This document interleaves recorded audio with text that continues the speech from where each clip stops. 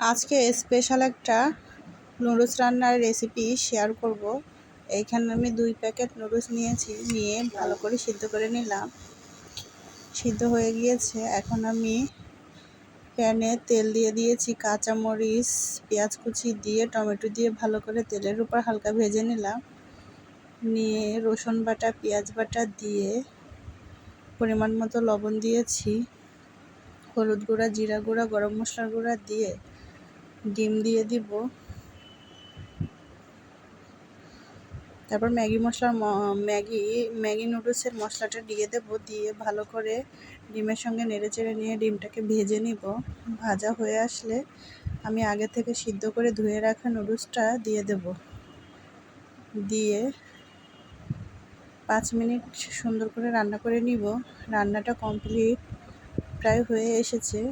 আমি পরিবেশন করে নিব।